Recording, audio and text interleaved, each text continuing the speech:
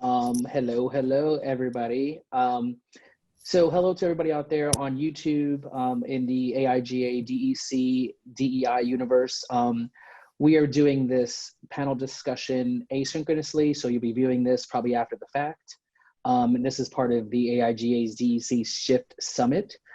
Jessica, Arana, and myself are really excited and thrilled to have you check out this panel, and we can't wait to get started.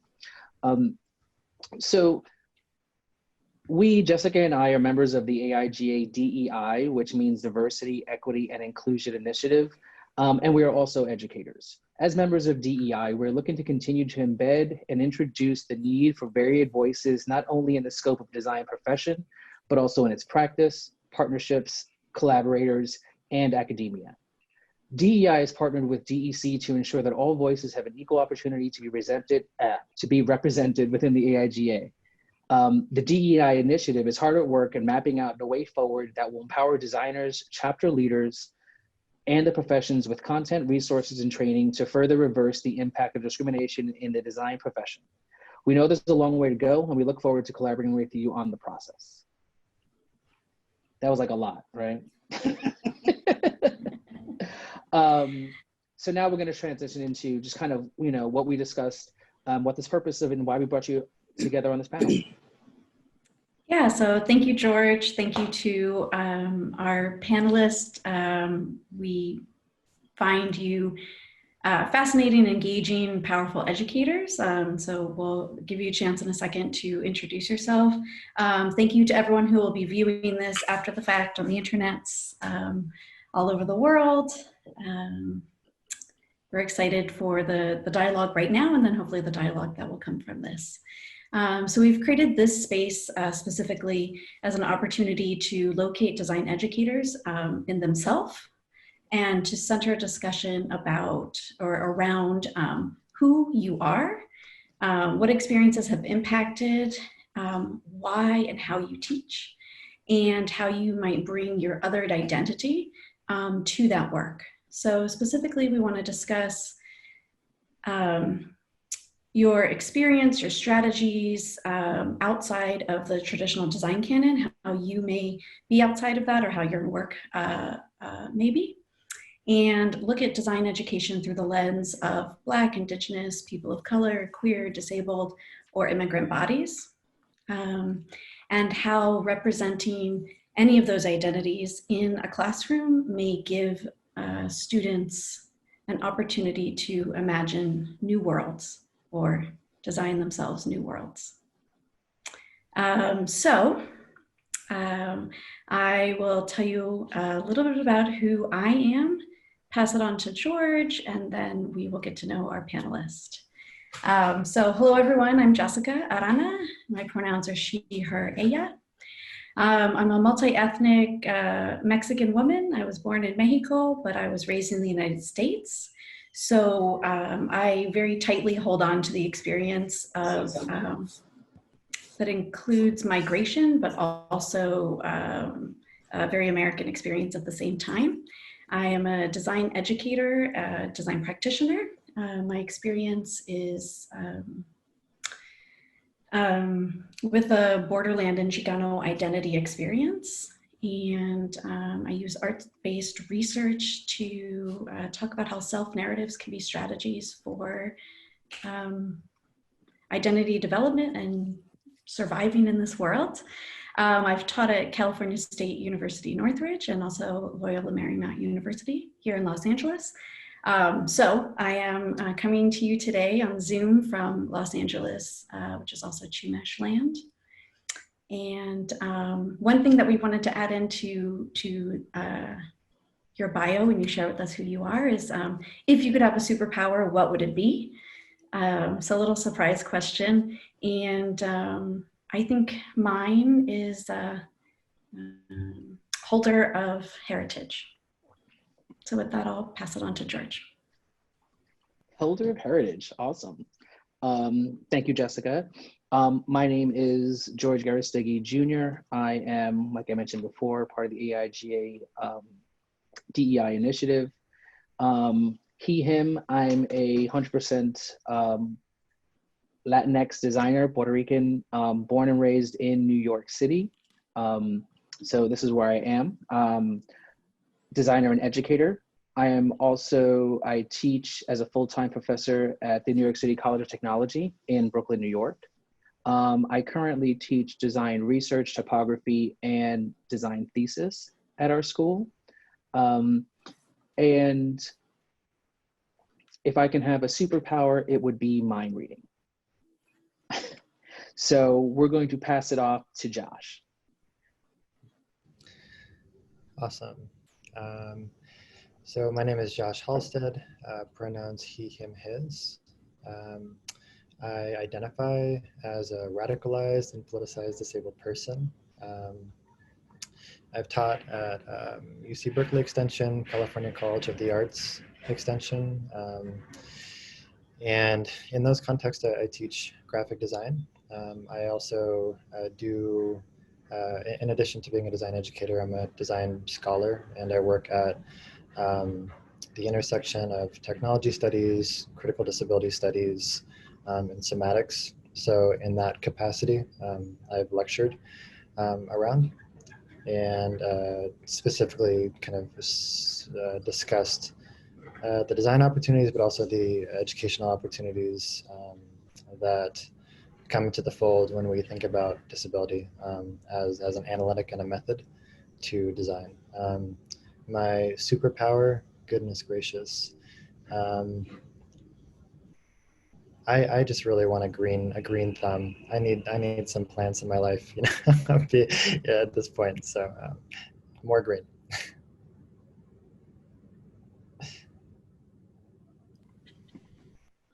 And we'll move on to Julio. Great, thank you. So my name is Julio Martinez. I was born in Mexico City, where I was kind of spent the first 12 years of my life. My family came out to San Francisco when I was around 12, around middle school, high school ages, and I've been in San Francisco ever since. I've been teaching at San Jose State University, which is part of the California State University complex, for about 9 years. I also have a branding studio in San Francisco that we've kind of had running for about 13 years called Studio 1500. And I also do sort of a lot of illustration, personal work on the side, which kind of get into in answering some of the questions later. Superpower, yeah, that's a tough one. Well, George kind of stole mine of the mind reading, so I guess I can't just do that again. I guess I would like to have the ability to just not get bored of my own projects halfway through them, to just kind of just get through that middle production area and just ram it through. I get really excited at the beginning of projects, and at the end of projects, in that middle, I just get like, oh Lord. So that would be my superpower if I could. Awesome. And last but not least, Michele. Hi, I'm Michele Washington. I live here in New York City, although I'm not a native New Yorker. I come from Atlantic City, New Jersey. I teach as an adjunct in the Graduate Exhibition and Experience Program at FIT, and I also teach a class at City Tech, which is a communications design theory. I primarily work as a designer, researcher, and strategist. I do a lot of work with cultural organizations, startups, and nonprofits. And I've also lectured widely on the history of Black graphic designers, nationally and internationally, and I've written heavily on that topic as well. I could think about my future powers would be a time travel. Awesome. In any direction? Any direction. Any direction. That's cool. Well, thank you, everybody. We're just really excited to have you here in the space, and I will kick this off. So this is open to anyone who wants to reflect on this. Sometimes in both the academic and the design setting, the personal can be seen as too personal, not impartial enough, or not rigorous. And I'm guessing, and you can correct me if I'm wrong or share your experience, but I'm guessing that our own identities here that we embody weren't included in our own design curriculum when we were learning design. So I'd like to very specifically defy that right now. And I'm curious, what are ways of knowing that come from aspects of your own identity, your body, or your lived experience? And then the second part of the question is, do you bring your whole self into that approach or in your learning material? And if you do, tell us a little bit about that.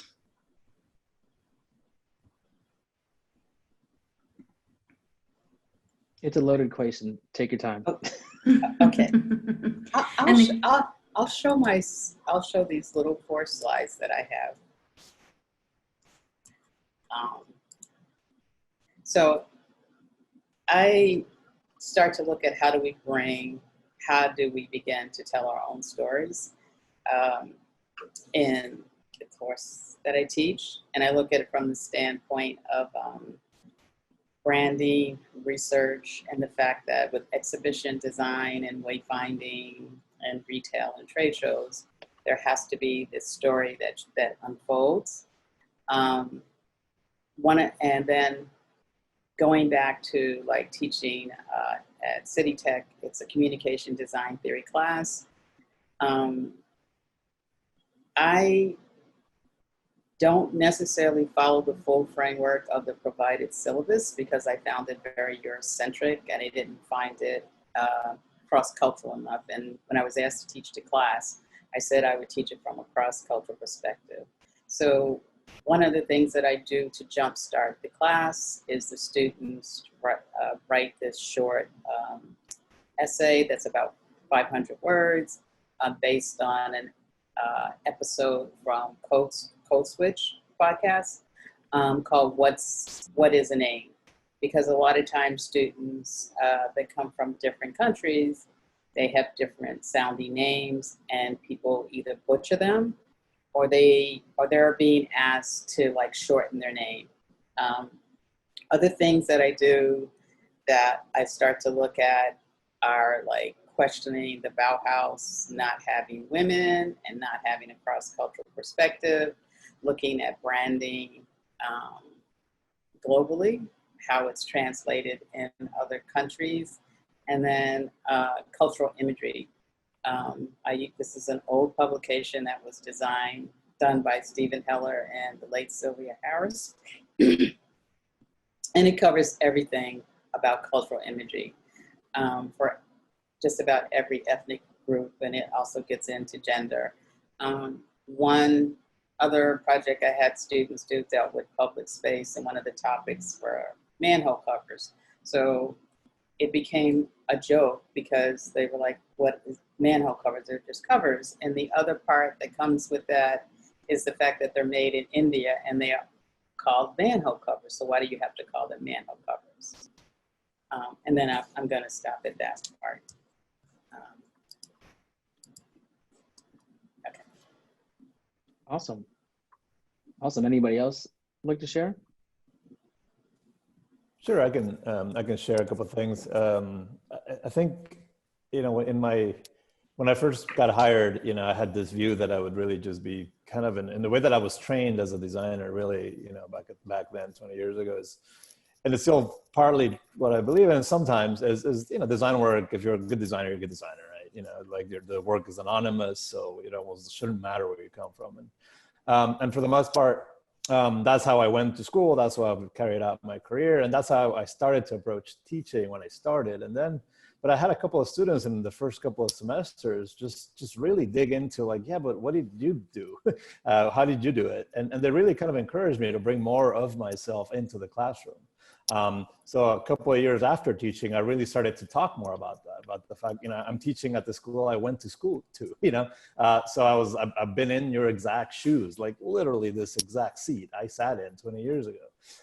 So over time, it's not something that I started with, but at the kind of encouragement of a couple of my early students, I really started to wear that, to really tell like, look, I came here, English was my second language. I came to this school and I was still just figuring out who I was. And a lot of the early work I did in design school was really exploring this Mexicanness that I almost had sort of lost. You leave the country at 12, you never really experienced Mexican, adolescence.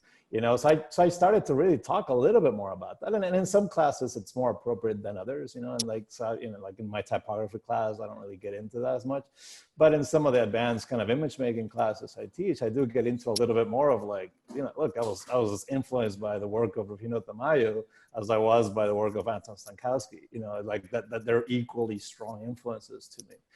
And I just encouraging the students to find those influences wherever they are. So I think it's been a work in progress for me that, like, for me in trying to relate to the students, it's been just a kind of almost like a default phase for me to say, yeah, that's where I came from. These are the people that really influenced me. And that's just kind of, it becomes a kind of just this kind of state in the room, just because I bring up everybody that was an influence to me is almost always somebody that is not necessarily in the graphic design canon. So it has been something that has grown over time, for sure. Yeah, I mean, I think just the way that I approach design is very embodied.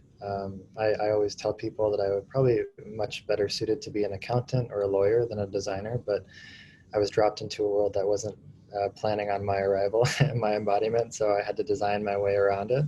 And I became a designer just because of that. I give an example. I mean, I think my understanding of design, just because of my disabled embodiment, is inherently political. I have for a very long time the politics of design, in both a conceptual way and then in a kind of an embodied way. I mean, I feel what it's like to be rejected from a flight of stairs that don't accept my legs, right? So understanding design for me is kind of understanding how it's derivative, and always going deeper into the history. Why, how the heck did we get to this point? And I also mean political in the way that, I mean, I can use my legs as another example of, when I'm potentially in a movie theater, just to give an image, my legs don't bend. I can walk, but my legs don't bend. They're pretty much straight up and down. So when I'm in a movie theater, it's really funny because you can tell how the designers have designed, quote unquote, the interactions that are expected in a movie theater, and we're supposed to be in our own little seats, and autonomy, especially in a westernized world, autonomy and individuality, all that is very honored in the seat of the movie theater, right, or any theater. For me, I always have my legs over, either at the back of the person in front of me on the chair, or across the legs of the person to the left or the right of me. So it's a much more interactive, interdependent, messy reality. So I use that as a way to question both, well, how did we get to what's the history of the movie theater, quote unquote, how do we get there historically, with respect to ideas and manufacture, but also what's the underlying philosophy of it? What are they saying that we should do? And do you agree with that? So I call myself an unrepentant questioner, and they gave me this course called Visual Design Principles. And principles meaning like the design principles, right, that we all learn, and they're all canonized. But of course, I had to kind of abstract the word principle a little bit and go down to, well, what are our personal principles? Because it's a foundational course. So I start students out with Helen Armstrong's Graphic Design Theory as their first graphic design textbook, because it traverses all of these back and forth yin-yang graphic design kind of dialogues. And then I pretty much, at the end of the course, because I have all these lectures that go over the principles, quote unquote, but I try to help students understand that I've given them enough to disagree with me, and also put their narrative into it, as well as trying to decolonize design canon and include a non-Eurocentric examples in lectures. I mean, we'll get into that, but all to say is like my understanding of design is derivative, political, and philosophical because of my embodiment, right?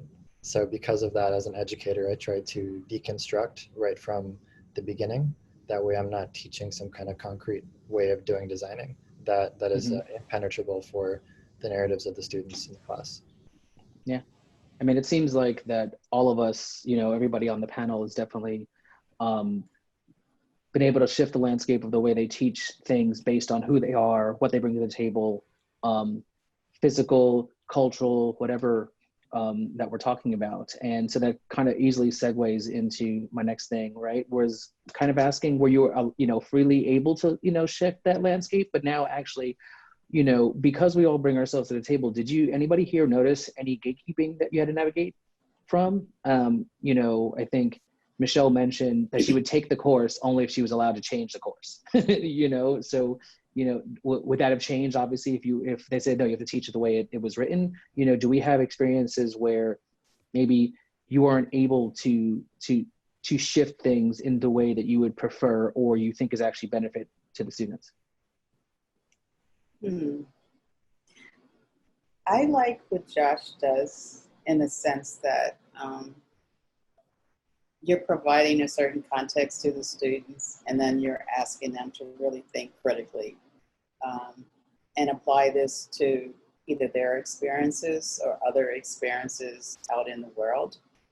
And I find that with both groups of students, undergraduate and graduate students, is that much like Julio said, they really want world experience. They don't want necessarily what's in a textbook, because textbooks get outdated very quickly.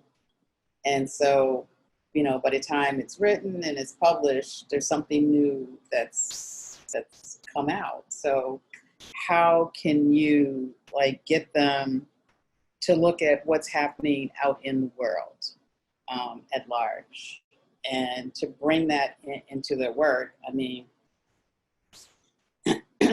I know that like if you're teaching in like a union environment, you do have leeway based on some of the union guidelines of how you can shift around your curriculum.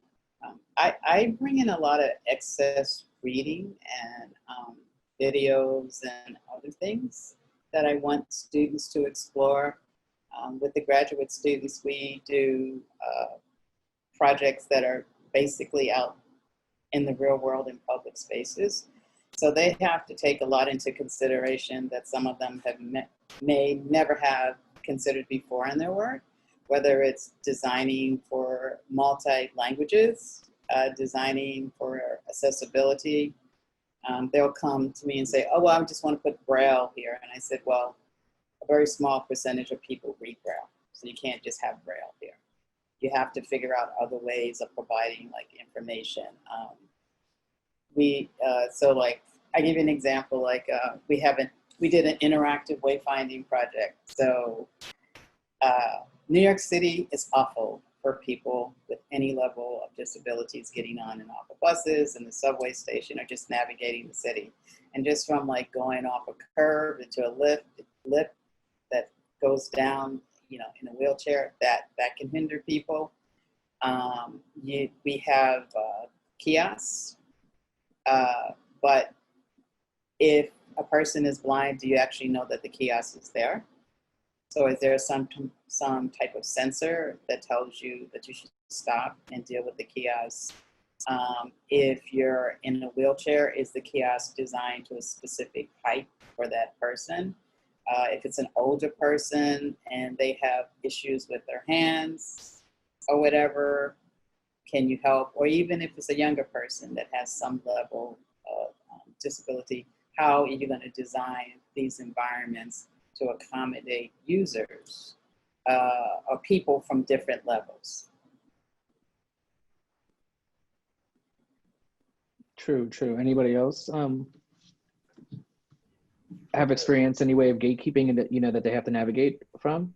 I think the gatekeeping I have experienced is really not outside of what you might expect. I mean, being an adjunct, obviously there are certain buttons I don't have access to, but I think when the way that it runs at San Jose State, it's, you know, you get a course and these are the goals, but what you do in the classroom is mostly up to you. I mean, you know, there's portfolio reviews at the end of the semester. So, you know, unless the work is just completely brutal, you know, for the most part, you can continue to bring that in. So I've been kind of fortunate in that, you know, as Michele kind of mentioned, and just bringing in additional reading material and the lectures that I show and the work that I show the students to kind of get them started on projects. I mean, for the most part, I even though I'm not writing the course and I'm not influencing the curriculum, the lectures and the exercises and just the context of the course is something that I'm able to direct for the most part.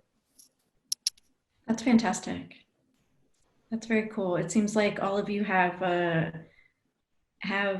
way or have found a way to, you know, create more possibilities, and it's exciting, at least on this panel, to hear that's fairly possible, or mostly possible in your experiences.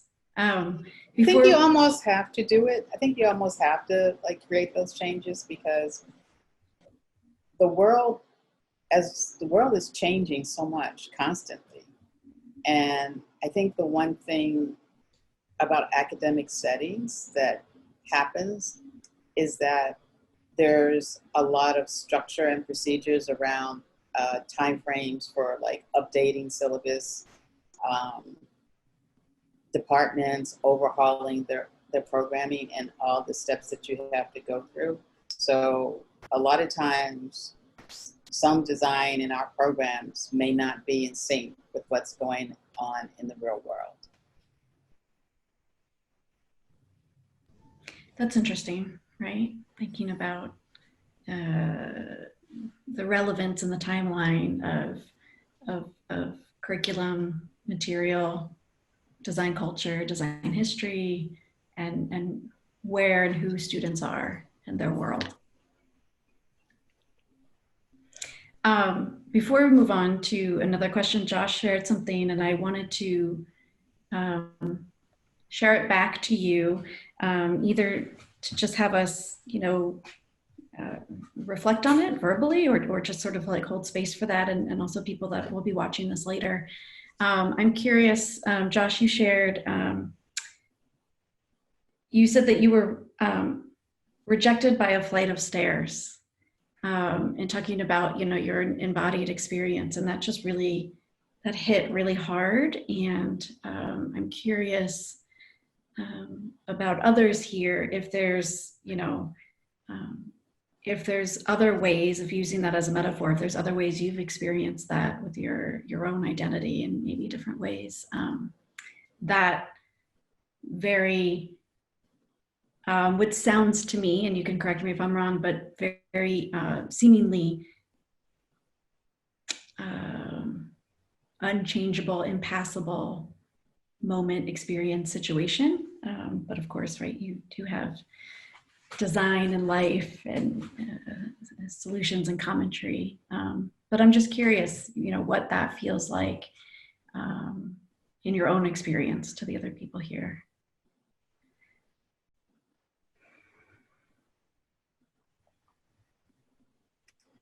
Oh, okay. Well, I would say that in the time span that I've taught, I know there have been times I've been questioned, like, who are you?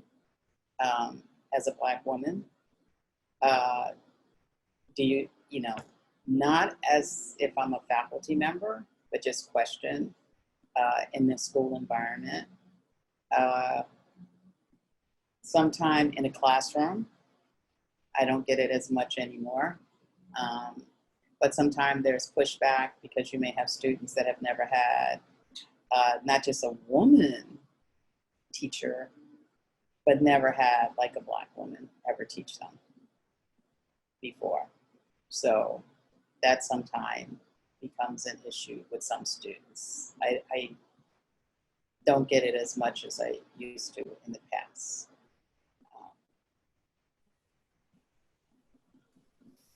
Yeah, I think for me it's a little similar in that if I did get any sort of any rejection from a context or a certain situation, it was probably in the earlier stages of my teaching with the students, where it's like, who are you? You know, and I think over time, you know, again, I've been teaching for enough that I don't necessarily feel that. The other thing to point out, because I was having a conversation a long time ago with somebody about how my transition from Mexico to the United States played out, and I was asked about that question about, like, what did you experience?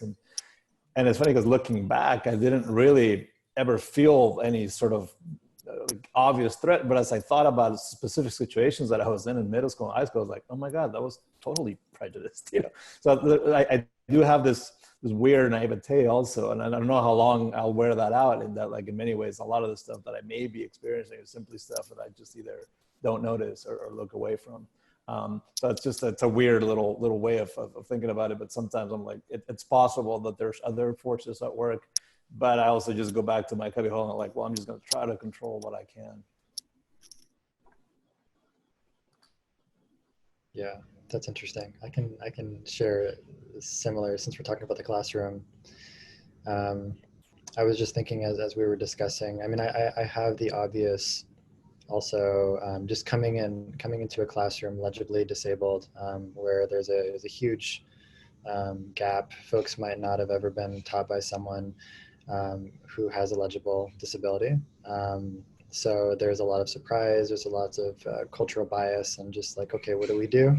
You know, so actually, it's really interesting. I mean, the first day of class is always this liminal day where I have the cultural authority, quote unquote, of a teacher, but also this cultural disqualification of being a disabled person. So it's just, you can see the confusion in students' faces. It's a lot of fun for someone who's just curious about that stuff. But I will also say, I mean, so the classroom is an obvious barrier, everything from like a PowerPoint clicker to any kind of, you know, AV setup. But I also would turn the question inward and say that I also, it's just been interesting to trace my own identity and my relationship to my identity throughout the years of teaching. I will say that I also rejected myself in a certain way in the early years, and I've kind of come forward and started to allow more of my you know, my position and my situatedness as a disabled person with the faculties that I do have, with the understanding of the world that I do have, allowing that to come into interaction. So an example is in the very beginning of my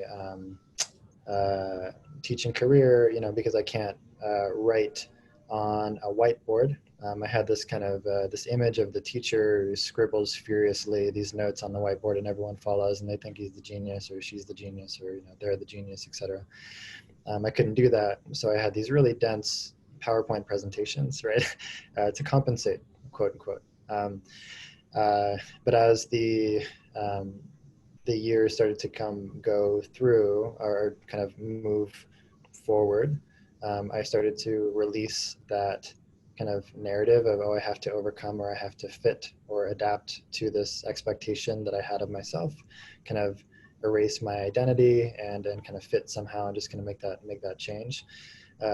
Two, just setting up some tables and not doing any notes and talking with my students, you know, and seeing that release of that authority, quote unquote, and that structure, and that really started to open up my love for teaching when I started to realize that, you know, hey, there's something here. There's potential to kind of interpolate all of these structures and actually make some opportunity just by letting go of one thing and then starting to move into another. So it's been, you know, barriers from the outside, but there's also been barriers from the inside, but it's just been like oscillation between the two. I like what Josh said about the way he restructured. He realized at some point he needed to restructure the classroom. And I do find that how you structure your classroom very important to engaging like students, whether it's like a round table discussion, so everybody's facing in and there's no hierarchical setup. where, you know, there are rows and rows of seats like you're in grade school. Since we have a graduate studio space, ours is like set up sort of like, I wouldn't say totally chaotic, but I'll move around the classroom a lot. We have really high tables. I'm only 5 feet tall. So sometimes I have to like get in a chair, like on my knees to like do certain things. But also I find that being able to like move around in the class really helps. And then bringing in like some different things from semester to semester. Like I'll use like Legos to get students to like think about how they can actually like build certain type of environments. I actually have used Leslie Knoll's designer's alphabet cards to get them to think about thinking and jump-starting ideas. I'll use like the Mural whiteboard platform to get them to think, because we don't have like a lot of wall space for them to like write on. But I also like to get these big sheets of like white paper on a roll and get them to like draw out and map out their ideas, so that they're not like just like bent over like in a sketchbook trying to show me stuff like this and you know, pointing to things so that they can think differently than what they thought before. And then those that come from the industry are usually familiar with like working like big on a wall and like moving around with a lot of moving pieces. Because that way you're bringing a little bit, or I would say not a little bit, but more of like how they would be working professionally in an environment. And then like we have critics that come in at the end that are pretty rigorous with our projects for the end of the semester to talk to the students. And there's a certain etiquette where they cannot talk back smart to the critics at all. We also do like, in my class, like we'll do like field trips or I'll have different people come in, like I've had a food scholar come in. We've gone to like do site visits for different locations for different projects so that they can fully understand how to go back into those communities and like do research, like with the Manhattanville Columbia University project. It's primarily a Black and brown community that they're interfacing with. So I will take them there and give them like a little walking tour and gloss over like a little bit about the community, but they have to go back and do their own investigation and interview people. We've gone to the Andrew Haskell Library for the Blind, which has been very beneficial for a lot of them, where they learned a lot of different things about how to design for people that are visually impaired or completely blind. Yeah, there's a lot of things. I mean, I just looking at what you, Josh, and Julio mentioned, one of the things I took from it is, Michele, you mentioned the idea that when you get into a classroom and, you know, the idea that you have to almost prove yourself, right? Who are you to be able to be teaching this thing? Julio brought it up, even the idea, Josh brought it up, of like, you know, who are you? And I don't know if that's something for us being, you know, non-traditional educators in the way we look, in the way we approach institution, or different age. Like I can see Julio and even myself, you know, I was an educator who looked relatively young. So, you know, when I wear my baseball hat and in New York and it's cold and I'm just going into a classroom, I can look like one of the students. And, you know, you go in there and they're like, huh, how are you teaching this class when you get close to the screen? And, you know, that level of, we don't fit the normal canon of what a design educator is supposed to look like, right? We don't have leather patches. We're not wearing a jacket. You know, we're not having these long lectures that you see in the movies where like there's 400 people in your room and all you do is write, like Josh said, write on the scribble on the board to show that you're knowledgeable about something, right? You bring your experiences, you bring who you are. We probably deal with more technology than most people do, and we just kind of, you know, are able to think things through, like Michele was just talking about, you know, Miro, and thinking about how do we impact things on large scale, because they're so used to this letter format, right? 8.5 by 11, and they write really small, and, you know, big ideas need big room, need big walls, need, you know, large space. What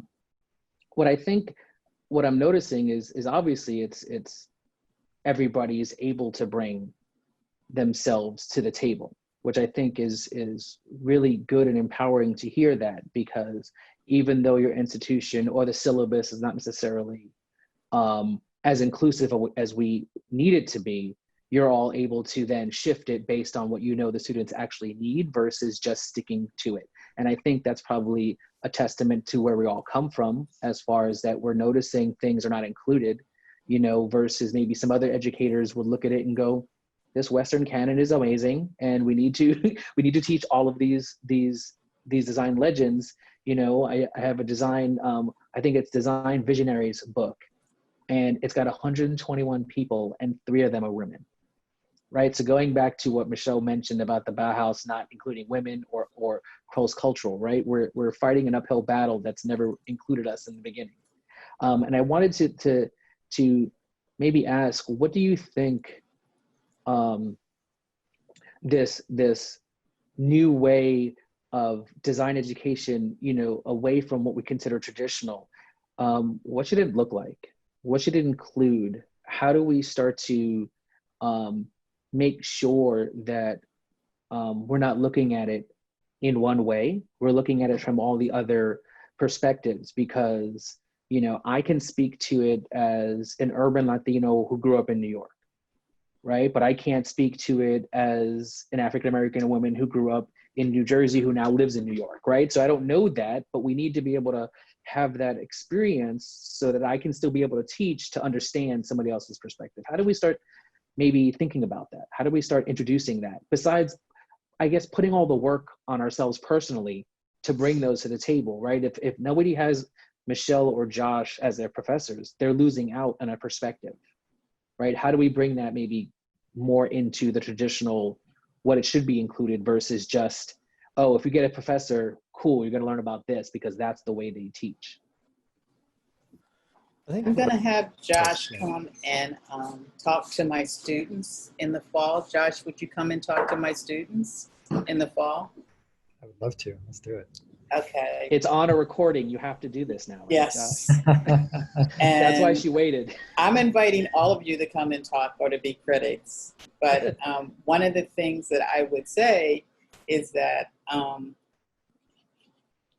I feel it's like about sharing information and reading and just becoming aware of what's exists in the world, and just question and think more critically. I mean, I went through the design criticism program at SVA, and last year when I was invited back to for the midpoint reviews for the class that just graduated, and also for the final presentation, you know, one of the things that was brought up by one of the students is that not seeing herself in the curriculum as, you know, she's a Black woman, an architect. And I think those are the things that academic institutions and in teaching need to really think about, like, who are you including in these conversations and dialogues with teaching? Like, all of us here bring a totally different perspective to the classroom, but that's our classroom. What's happening in the other classrooms that may not have that same conversation? And I say that because I remember Leslie King Hammond doing a keynote for the Black Studies Inclusion in Art and Design at Parsons, and saying her students at MICA asked her, why am I not learning about Black artists in my other class. So all of us here could say, our students might be questioning or asking us, why am I not learning this in another class?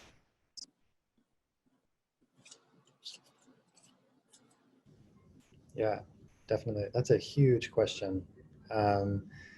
Right. So huge. So like there are many ways one could answer that. I will just say that I didn't really feel in my personal journey, I'm not advocating this journey for everyone, of course, right? But I really didn't feel like I started becoming a designer or an educator or had the tools to think the way that I wanted to until I started to expand outside of the design canon. I had this really strange um, or interesting, but very linear. I was a path to design. I was hyper creative all the time. Painted, drew, went from high school to Art Center College of Design, and had my undergraduate education. So it was kind of art, art, art, art, art.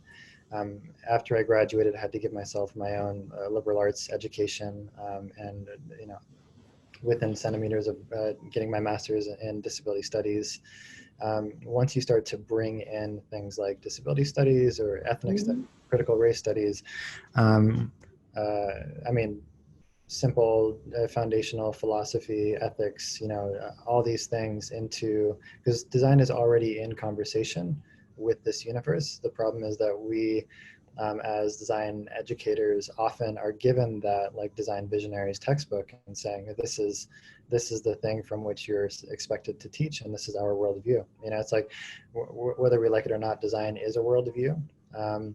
So it's complicating that worldview from other angles.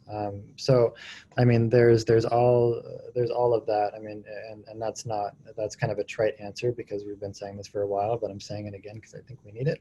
But I will say the last part, which I'm kind of trying to focus on a lot, is really reintroducing the individual into design. And complicating the other, which might not be the most popular thing to say. But I'm going to read this really quick quote from my friend Sarah Hendren. And the question, this is an interview. Someone asked Sarah, who just came out with a book on disability and design. They said, other than pre-ordering your book, how can we support your work? AKA, how can we support disabled people? And I thought she answered this really nicely. She said, I would ask, and the question is really about allyship. How do we create these allies? She said, I would ask non-disabled people if they want to become real allies, to start with the wonder of their own bodies, which are no more or no less than needful, independent mega organ houses. We are each adaptive and mysterious in all of our embodied forms, and always changing. I do not need warm-hearted inclusion efforts. I need a widespread investment in vulnerability and assistance as a natural, commonplace, and even salutary form of human existence. What I think is really nice about that quote is that it invites us to start to complicate our own selves as we respond to the world. Everything that we've kind of been talking about, I don't want to say everything, but most of the things are this embodied response, right? I was rejected by the stairs, therefore my design politics got turned inside out, and it affected my teaching and my designing, etc.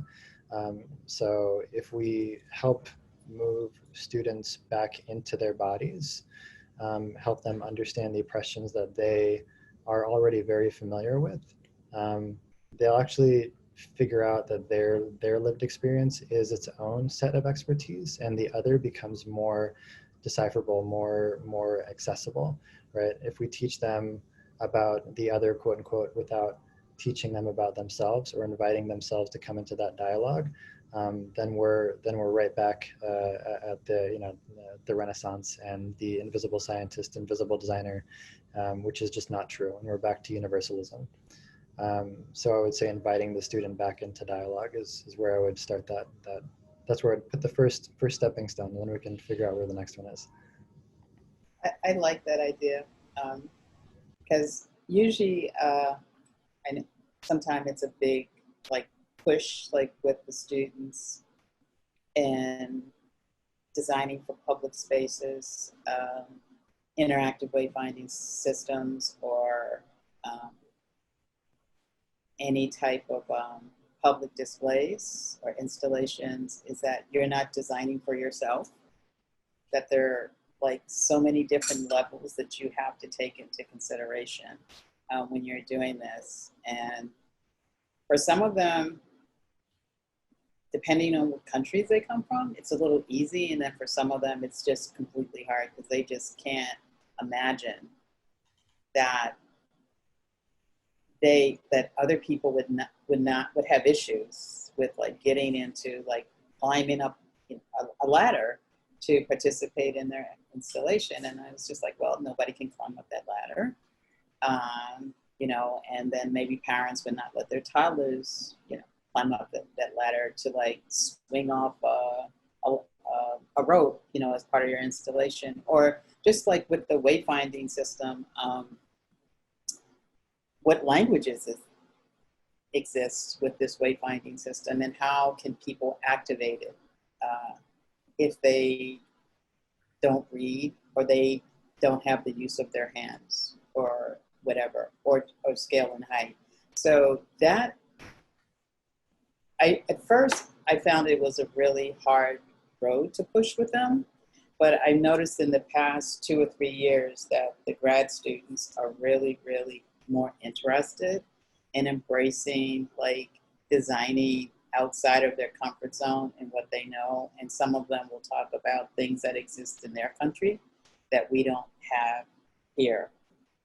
I know, like, I spent a summer on a knee scooter because I broke a bone in my left foot. And it's a really trying experience to get around New York City, where you have to learn like where there are elevators in the train station here, and just even getting on a bus where some people think you have a toy and don't want you to sit in front. They'll say, get up, because I'm a senior, and I say I can't because I'm not allowed to block the aisle. So, I mean, there's so many different variables that I think like can be explored today more readily than I feel like in the past.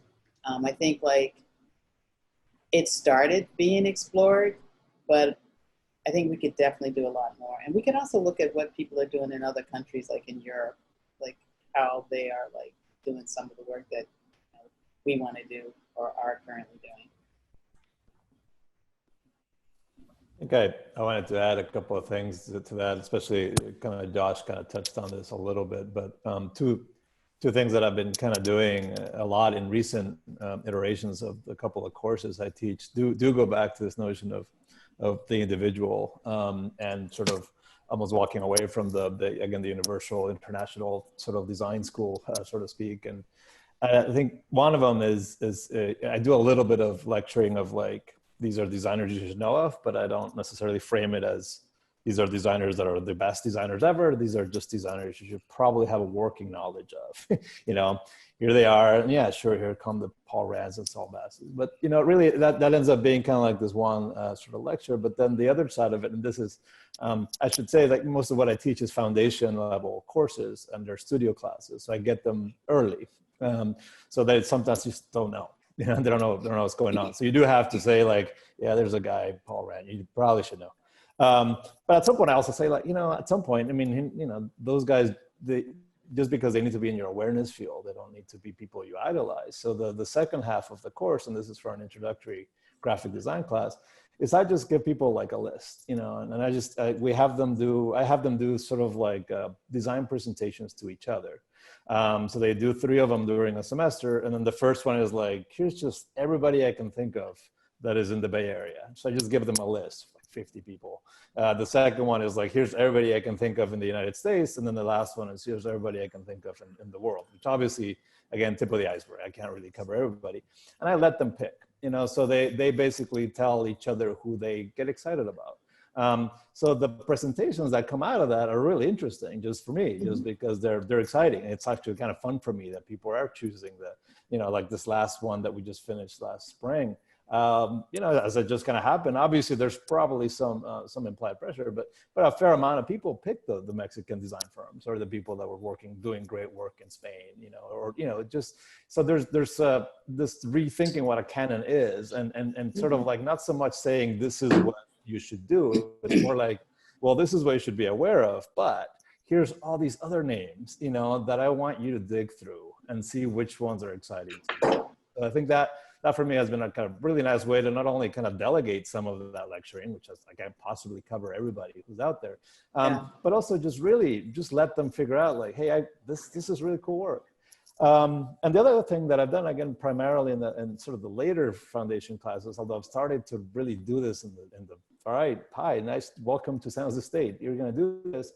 It's just have self-directed projects be part of the curriculum. You know, they shouldn't be, I mean, I never had an opportunity like that in my own school of just like, now just do whatever you want.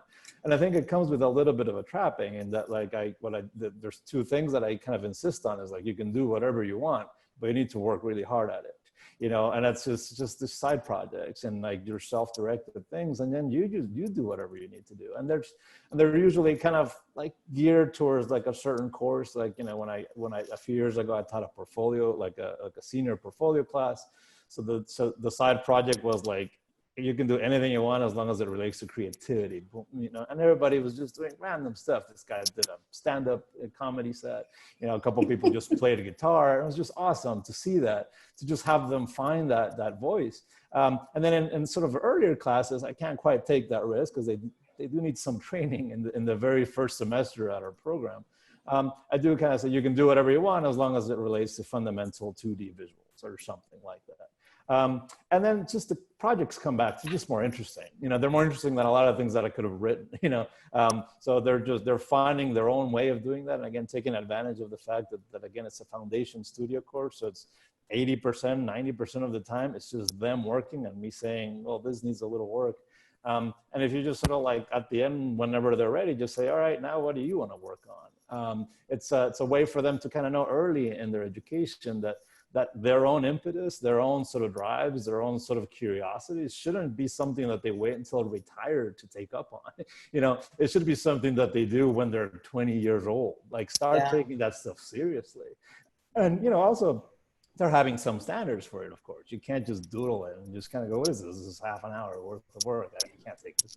But I think that, you know, again, having them both self-direct the types of designers that they want to learn about, and also sort of help them self-direct the type of work they want to do. And again, not tearing the whole thing away, but it has been really powerful for me to see the reaction because they obviously get a lot more invested in the work that way. One of the things we do that's self-directed is I do thesis advisement. So I usually have like anywhere from 2 or 3 students. And I've had one student that did a whole project on objects and aging, the aging population around dementia, which was really, really fascinating project. And I had her interview an architect who's blind, who still practices. And then she also had to talk to people in the museum field about programs that they may have, like for aging populations, which you find that they really don't all have that.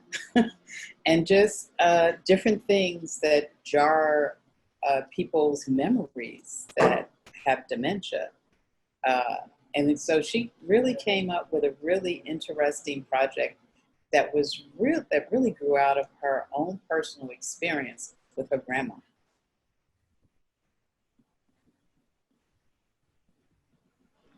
Right, and connecting that experience with their own histories, families, familial experience or knowledge. Yeah, and so I encouraged her to submit a proposal for the SEGD Education Summit, and it got accepted because myself and a couple other professors, we said, you know, this is really groundbreaking work. And it's work that, you can actually, propose these to other museums of how they could expand and develop their collections. Because it's really taking objects out of a collection and seeing how a person with dementia actually interacts with these objects and how it jars their memory. I'll share a little bit about my experience and positive experience in pulling in students, their communities, their identity, where they come from. And of course, you are pinned in by the semester. You wish and hope you had, 10 years to work with some of them on some of these projects. And no, it's just a few weeks minus, finals and spring break and all of those things. And so I found, I was really delighted in experimenting with my students on spending more time up front in talking to them about how to observe and study their own community and really digging into who they are and where they come from, and challenging when they say, I don't know, or it's not interesting, or or all the things that they might say, or it's not relevant, or why are we doing this? And I had a really beautiful experience where, we probably didn't have as much time to design. We still had some cool design projects or results in the end, but we spent a lot of time identifying where the students themselves came from and who their communities were and what their concerns were. And at one point I just made a list on screen, and I ended up sharing this at one of the design conferences. It was just a list of who the students were and what they care about in the world. And it was quite beautiful, and it was a way to really point out what design culture, design education, design institutions are not focused on, right? Students were telling me, I'm an immigrant, I'm a single mom, I'm a DACA student, they were telling me a lot of things about who they were, which we typically wouldn't talk about in the design classroom. And then we made design projects from that and for that, but really, I know it's important to practice and learn design, but really those discussions and them sharing those concerns and those needs and that vision for their worlds was really impactful. I love that idea. I've done something similar with part of a project where it was a prison project, and they started out with creating a manifesto around freedom. And it was very revealing because they had to learn the difference between jail and prison. They had to learn a lexicon of words, but also that when you're incarcerated, you have no freedom, you have no rights. And what does that mean? And even when the whole process of isolation, the prison population, and so getting them to use that manifesto as the entry point into them designing the project was a real exploratory way for a lot of them to think that they had never thought of tackling a project that way. But I like the idea of you asking students about who they are, because a lot of time instructors don't ask students about themselves or who they are or anything. And it is, it brings a different conversation into the classroom. And to Josh's point earlier, I think it comes from my experience outside of design learning, design classrooms, right? My master's is in Chicana and Chicano studies. And so that really informs that shift and that conversation. And I think, to Josh's point, bringing in other theoretical references and another lens to add to design can really, I think, is needed in design and really impacts, that experience that the student is having. I want to shift a little bit and ask, direct this at Josh or Julio. I'm curious about ideas of dignity and respect in the design classroom. And so, you can sort of interpret that how you want. I'm curious how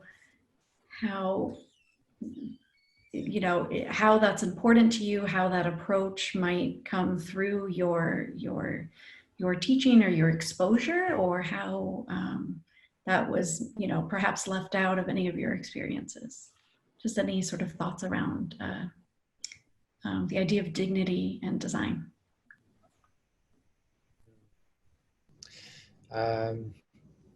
That's a really juicy question. All of these are juicy questions.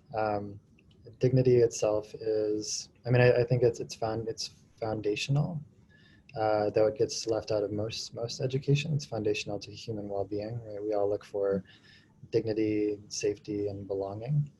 And without dignity, we can't really be creative. So I think of,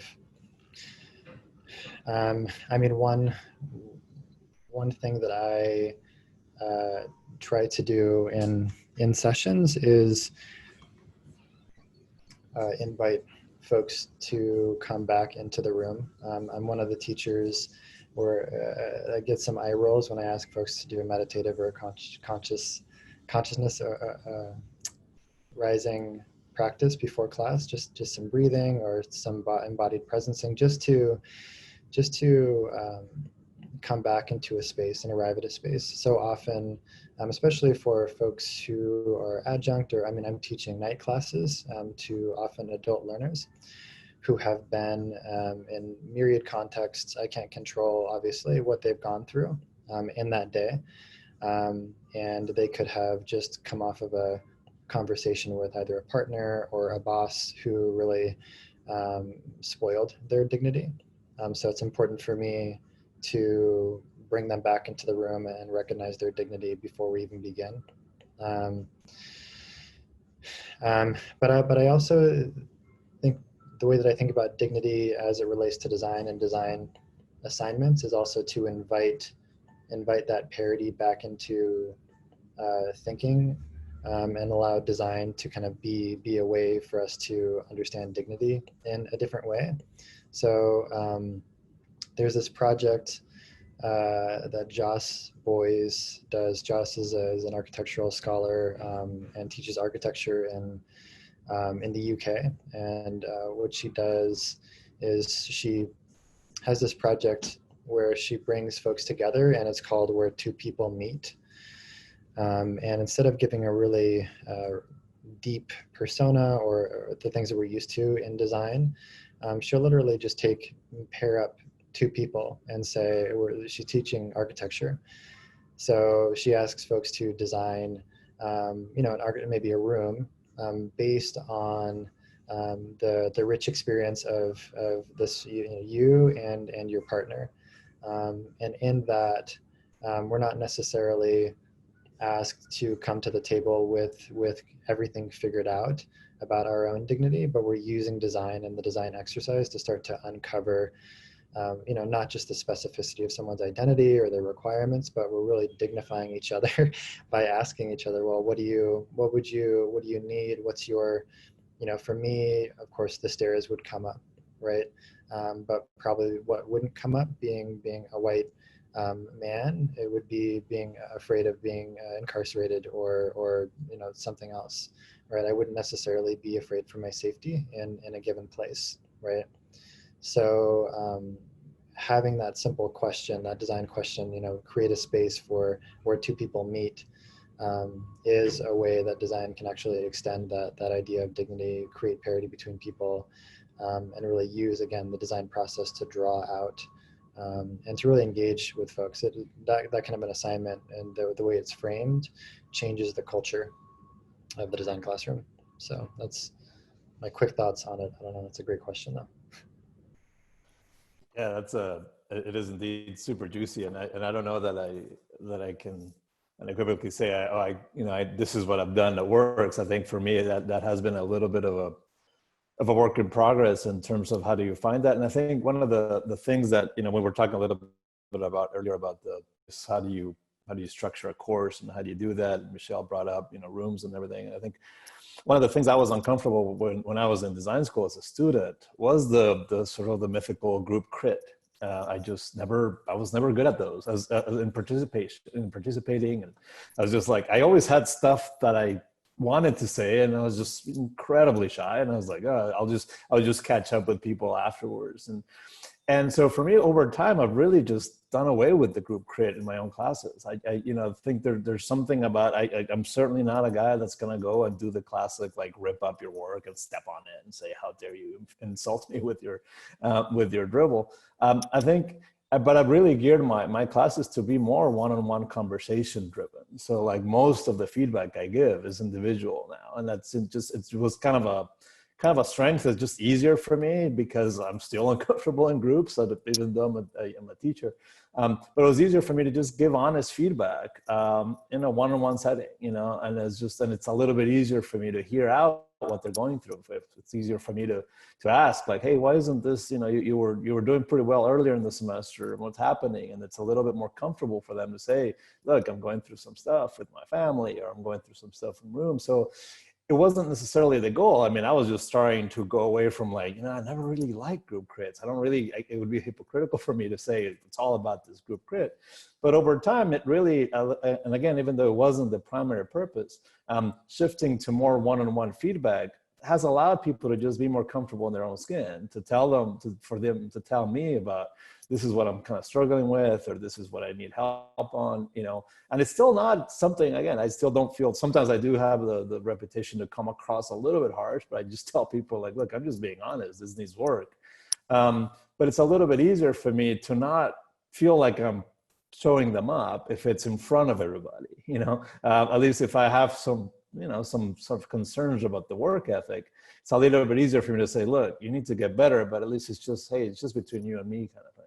And I can't say that it works flawlessly for me. It's still something I need to just kind of find better opportunities for. But for me, again, just seeding ground into more one-on-one spaces has just kind of naturally led people to just be more honest. The other thing I tell them, and that's something I had one instructor who was very kind of famous for just treating people, as we would say back then, like adults. They weren't really sticklers for, like all the little things like, oh, you're 2 minutes late or whatever. If people have an actual problem, they can come to me and just say, look, it's fine, don't worry about it. And I've also had, my first boss was pretty much like that. As long as you got your work done, he wasn't sweating the details. So that's something I do bring into the classroom, just treating people like adults, like, all right, this was due on Monday and you didn't quite get a chance to do it because, some of our students, again, they have a lot of situations that I can't possibly begin to pretend that I know what they feel like. Just come talk to me and then we'll work something out, right? So I think, just the ability that they're seeing me not as like a top-down instructor, hopefully, but it's just like, hey, I'm just kind of a dude trying to figuring it out.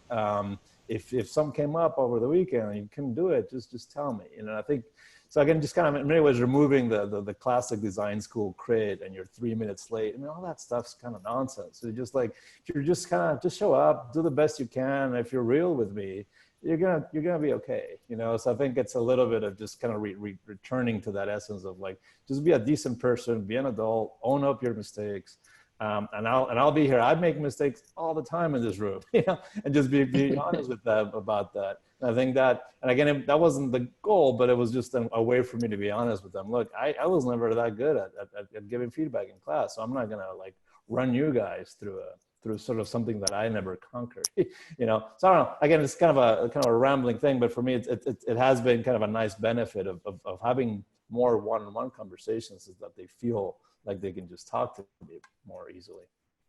Agreed. Nice, humanizing them. Do you mind if Right. just a second? Oh, sorry. No, go ahead, Josh. I was thinking, because I think that's really key is when I moved away, I learned in a very traditional setting where it was modeled, from what I can tell, after the Bauhaus, right? So we have your prof, and then you have and then where all the the apprentices, and we are to ask certain questions and then accept all criticism, right? And that's how you learn, right? This is good, bad, everything's so binary. Not only is that not super effective for learning, but that's also, it's not sustainable for educators either. You know, if you're the educator and you're the sole holder of dignity, and it is on you to give dignity to every single person in that class, you're not going to be able to. You're going to exhaust yourself 100%, right? So moving away from that huge, group crit, where we're going to go down the line as little, police state militaristic, it's just yes, no, to creating these smaller groups. And I just make my crits pretty straightforward. It's here are the 3 bullet points that I'm looking for. Do you have widows in your typography? Where are your rivers? Are you explaining your color choices for a reason, or are you just decorating them? And if you are decorating, wonderful, but explain to me why.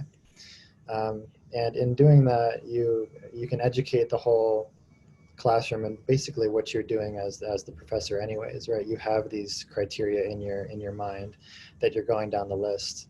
But if you just allow folks to group and get into groups of 3, groups of 4, have that rubric transparent, and then start to coach each other, then they actually internalize what it is, and then they're getting dignity because they're becoming more competent, right? Competency and dignity are tied. They're not just digesting either punishment or privilege at your behest, and they're also educating one another. So it's just that scale issue has really helped me out with the dignity. That's a great ad. Yeah. Thank you so much, Josh. I like both of the methods. I do something a little similar. I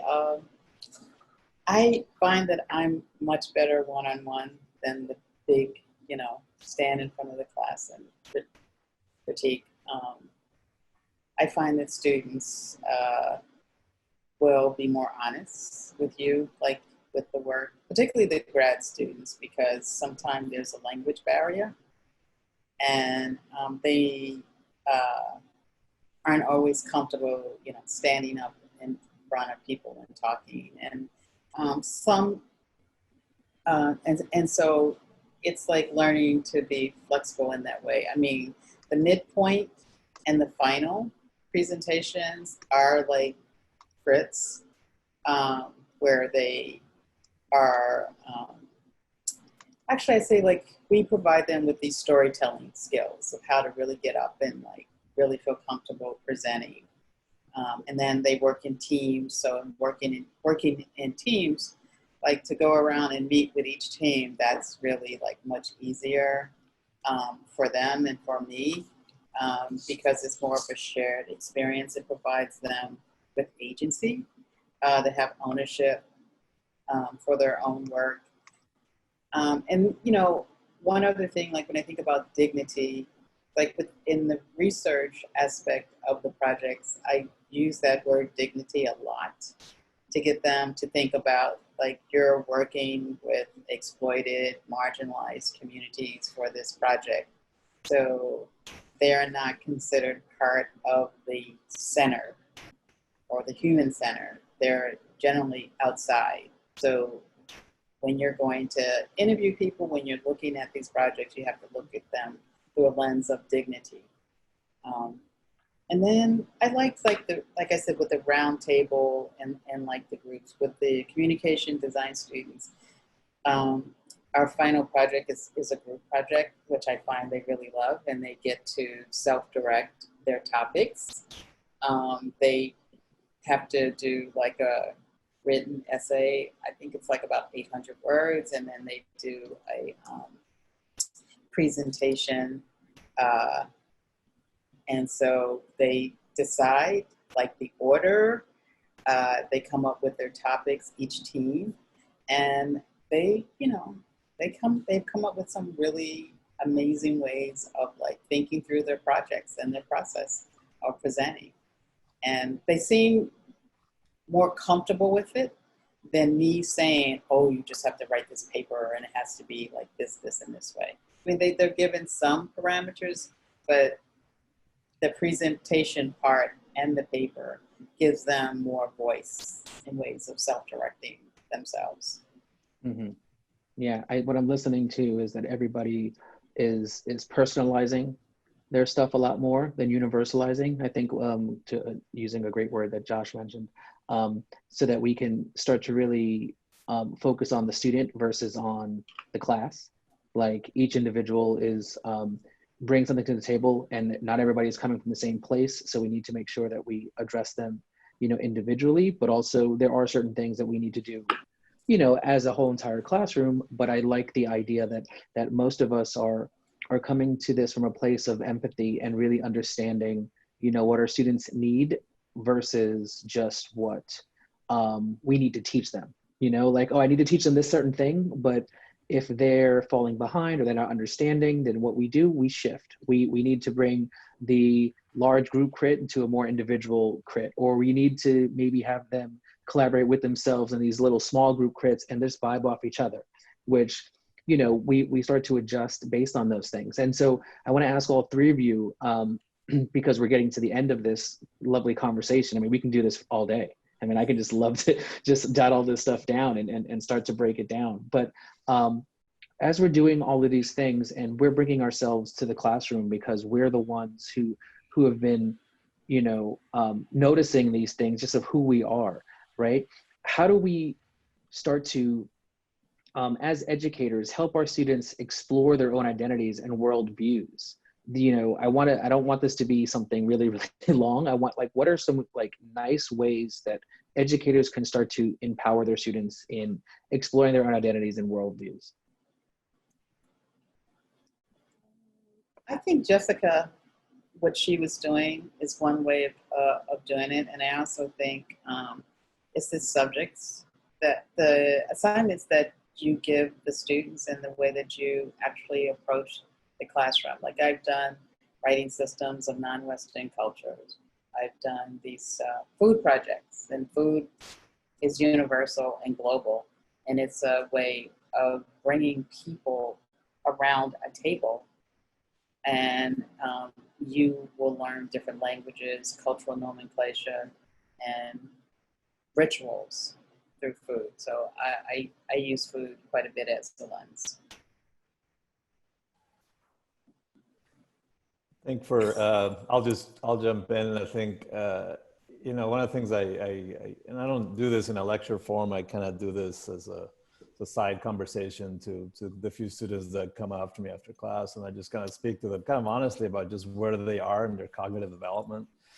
Again, they're coming into school, they're 20, 21, 22 years old. As we know, we don't really get full use of our cortex till 25, 26. And, and in many ways, just for me to acknowledge that fact to them and just encourage them to use school as exploration, as like, look, I know you don't have the vocabulary. I didn't know who Paul Rand was when I enrolled in this school either. I didn't know what a widow was either when I was in this room. That's totally cool. So use this time to just explore the hell out of stuff, and I think it's like you guys are in this cognitive phase that like you're not gonna get back. These years are great. You're becoming adults, not quite yet, but there's a lot of stuff that you're gonna get exposed to in the next 2 to 3 years that is really awesome. So really just explore anything and everything. And I think that for me is really just kind of like one of the things about this is like, look, I don't know what you're going to like. You don't know what you're going to like. You don't know what you're going to be good at. I don't know what you're good at yet.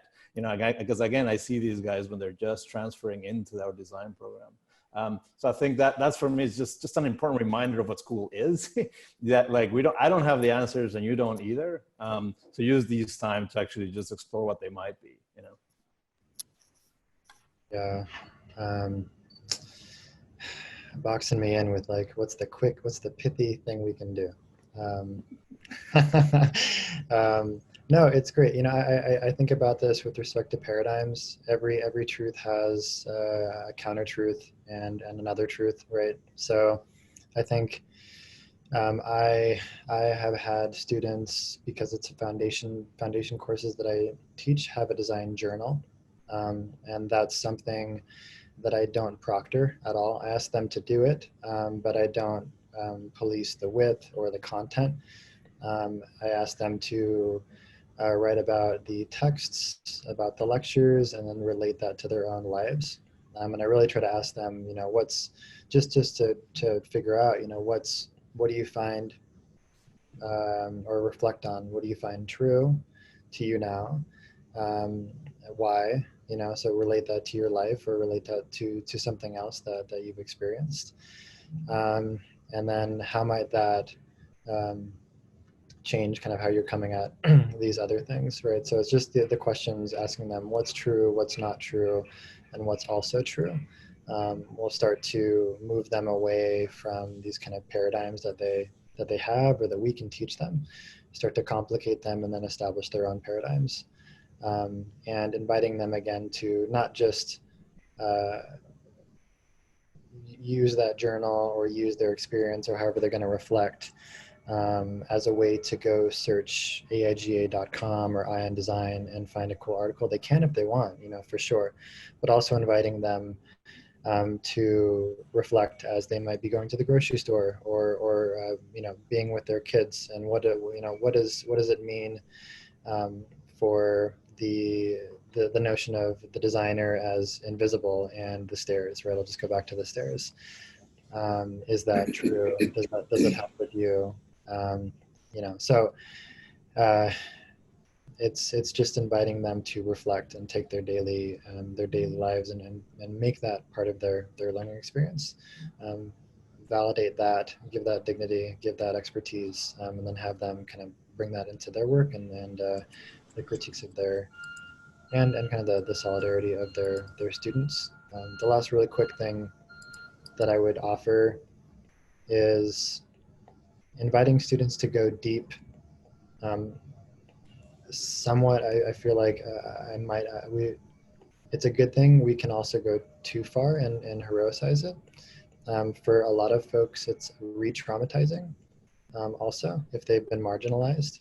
So if we want to have folks go down and into their identities, into their families and their lineage, also holding space for them to do that, and not asking folks to go down a potentially traumatizing road and then having them also be alienated in that.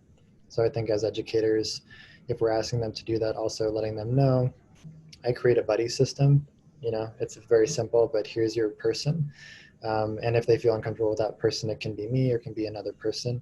But at least they have one or two other people that they can have as a support system as they kind of move through this. Because the root of kind of marginalization is alienation. So I wouldn't want to re-alienate people in a pursuit to be more inclusive, quote unquote. Yeah. So. Thank you for reminding us, right, of the responsibility and both the need to hold space, but also our ability to sort of understand that maybe from an embodied or experiential place. That's really important. Taking that cue of being in the moment. Our moment has come soon to say goodbye, but I wanted to reflect a little bit on a few things that we've shared and talked about. I just wrote down some words that really spoke to me from all of you, and I just sort of wanted to hold a space for that. Build community. Who is included? Invite. Expand. Expanding. Start and wonder. I am a work in progress. Investment. Non-hierarchical. Belonging. And so I'm going to pull a little bit from Adrienne Marie Brown, author, and yes. we're a fan of her. I'm gonna I'll be a good educator, maybe in the YouTube link. I use her in class. Oh, good. Yes. I was gonna say I will properly quote her and cite her in our YouTube link, but I'm going to reinterpret one of her quotes, sort of based on our conversation. So I wanted to say thank you to all of you for designing worlds that work for more students, for creating life, and for collaborating in the process of dreaming and visioning and implementing those new worlds. I think that I hope, or I imagine, and I feel that that's what we're all doing here as educators, right? Designing and envisioning new worlds for students, and hoping and equipping those students to then do that for themselves. So thank you all so much. Thank you. Wonderful. And Thank you so it's much. been great meeting everybody. It's been Likewise. a good community, and we've of course been engaged and chatty and ran this long, but bravo to everybody. Thank you so much for sharing. Yes, So thank you. now we can all talk again on Zoom, like, you know, when you come to my class. Oh, definitely, definitely. I'm just gonna end the recording now. We don't have to stop it. I'm just gonna end the recording right now. So Thanks everyone for joining on YouTube. yes, Thank thank you you for watching, and Really, please, if thank you're you. watching, just you guys can add anything to the Slack channels to add to that. We will have information of all our panelists on the YouTube channel, and hopefully they're able to answer any more in-depth questions, because we know this panel could have went on for a long time. There was a lot of great chunks in here, and we want to make sure everybody gets a chance to reach out to these. So thank you once again. Thank you.